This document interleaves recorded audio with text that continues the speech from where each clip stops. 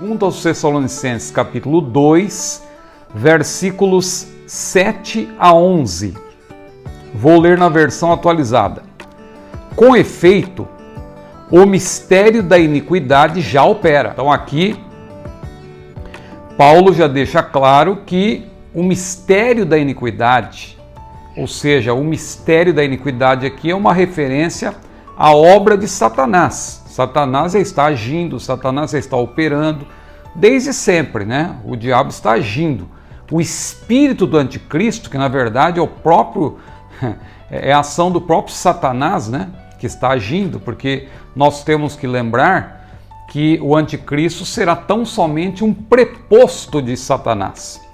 Apocalipse capítulo 13 deixa isso muito claro, né? Apocalipse 13, Apocalipse 16, versículo 13, que menciona também aquela tríade satânica, né?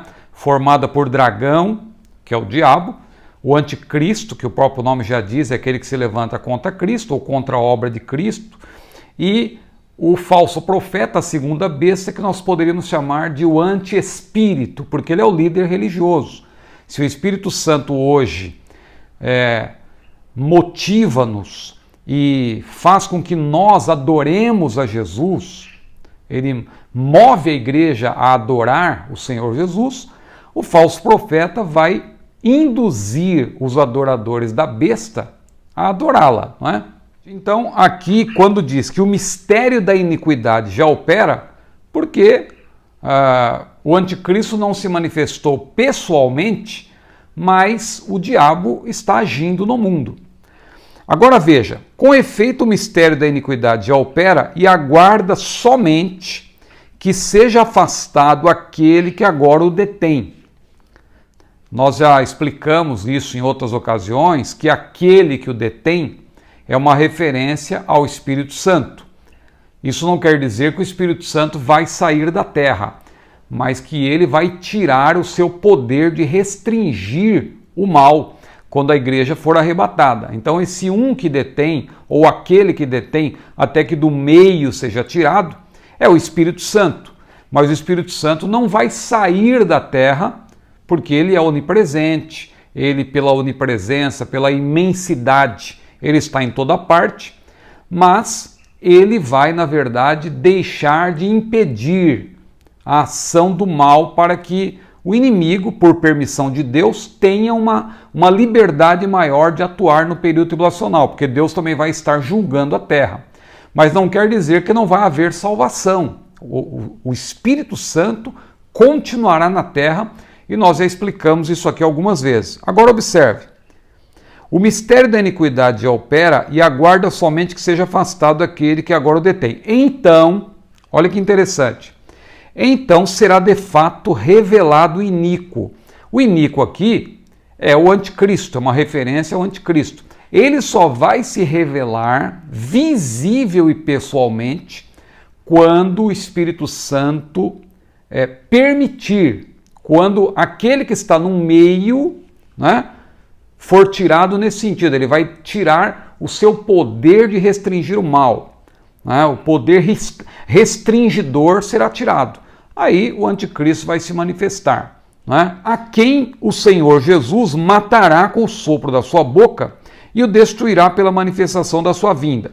Ora, o aparecimento do iníquo, a manifestação dele visivelmente, é segundo a eficácia de Satanás, com todo o poder e sinais e prodígios de mentira, da mentira, e com todo o engano de injustiça aos que perecem, porque não acolheram o amor da verdade para serem salvos. Aqui é importante destacar que já é uma referência ao período tribulacional.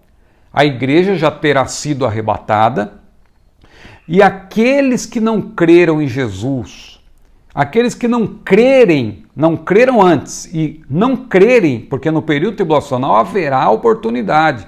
Lá em Apocalipse está claro, nos capítulos 6 e 7, que haverá salvação no período tribulacional. Então aqueles que não crerem e aqueles que preferirem seguir a religião falsa que será apresentada pelo falso profeta, a segunda besta, o anti-espírito, que levará as pessoas a adorarem o anticristo, Então, olha aqui que interessante. Aqui fala dos que não acolheram o amor da verdade para serem salvos. Eles rejeitaram. Eles terão rejeitado a salvação no período tribulacional. Aí vem o versículo 11. E por este motivo, por este motivo, é por este motivo que Deus lhes manda a operação do erro para darem crédito à mentira.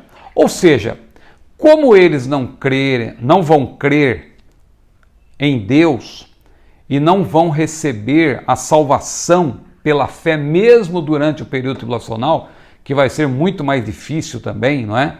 Há pessoas brincando, dizendo, então quer dizer que vai ter segunda chance. Bom, não queira ficar para esse período, porque vai ser um período como nunca houve antes, trevas. Imagine um mundo entregue a Satanás por permissão de Deus. E Deus mandando juízos também sobre os adoradores da besta. Vai ser terrível. Mas o que vai acontecer? Quando diz essa parte aqui que Deus manda a operação do erro, é mais ou menos o que aconteceu com Faraó. Porque a Bíblia diz que Deus endureceu o coração de Faraó.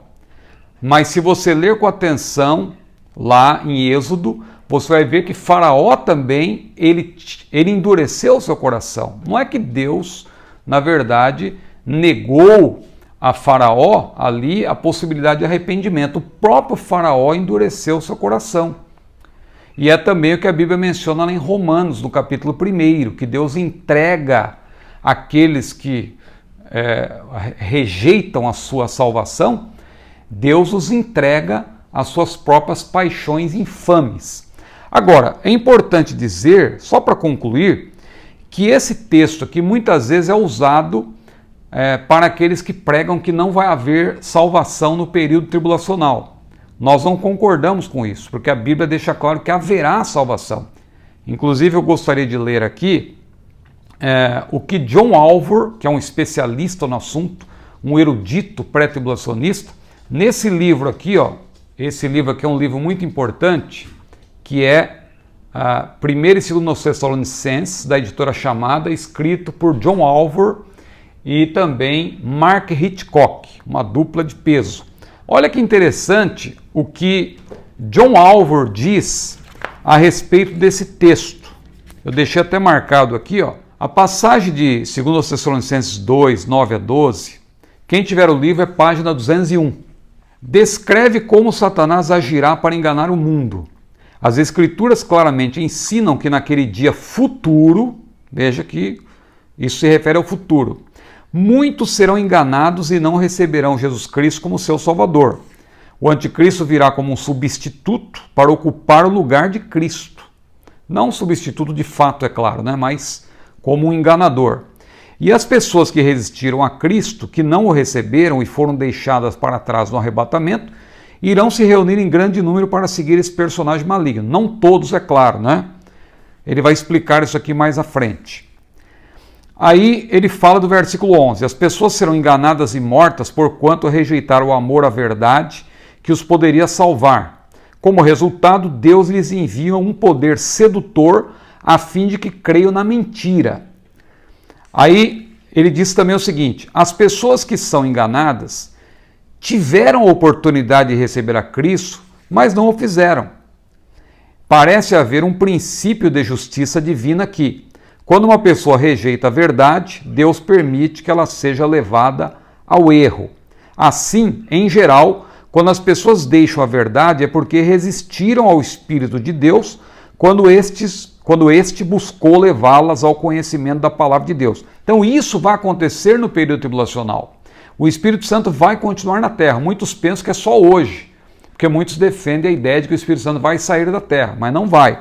O próprio John Alvor esclarece aqui, se você continuar lendo, que é importante não ler, assim como a Bíblia, Muita gente às vezes lê passagens isoladas. Aí o autor explica o seguinte, olha, aqueles que deram as costas a Cristo irão se voltar para esse falso líder e assim acreditarão em uma mentira em vez da verdade que rejeitaram. Com base no versículo 11, alguns entendem que se uma pessoa nesta presente era ouve o Evangelho e não recebe a Cristo como seu Salvador, então quando Cristo vier e levar a sua igreja para o glorioso lar, será impossível para ela ser salva após o arrebatamento da igreja. Ele diz que algumas pessoas acreditam dessa maneira. Não é possível, embora pouco provável, que uma pessoa que ouviu o Evangelho na presente era da graça venha aceitar a Cristo após o arrebatamento. Contudo, devemos recordar o contexto dessa passagem. Ela foca pessoas que o rejeitaram durante a tribulação e confiaram no anticristo, não em pessoas que rejeitaram o Senhor antes do arrebatamento. Então ele deixa muito claro que essa rejeição da parte de Deus, né? Deus entregará essas pessoas às suas próprias paixões, é no período tribulacional, depois que elas rejeitarem o convencimento do Espírito Santo. Isso está claro em Apocalipse também. Quando você lê o capítulo 9, você vê lá no final que mesmo assim eles não se arrependeram. Por quê? Porque haveria possibilidade, né? Haverá, né, possibilidade de arrependimento por ocasião do período tribulacional. E a Bíblia deixa claro nos capítulos 6 e 7 que haverá salvação, porque João viu, lá Apocalipse capítulo 7, versículo 14, diz que estes são os que vêm de grande tribulação, ou da grande tribulação, como diz a versão atualizada, né? Que é uma referência àqueles que terão lavado também as suas vestes no sangue do Cordeiro, ou seja, pessoas que serão salvas durante o período tribulacional. Então, segundo a Tessalonicenses 2 e 11, refere-se ao tempo do período, o período tribulacional. Será durante a grande tribulação, durante o período tribulacional de 7 anos, né, que essa operação do erro será permitida por Deus, né? E ali aqueles que rejeitarem o convencimento da parte do Espírito não encontrarão lugar de arrependimento.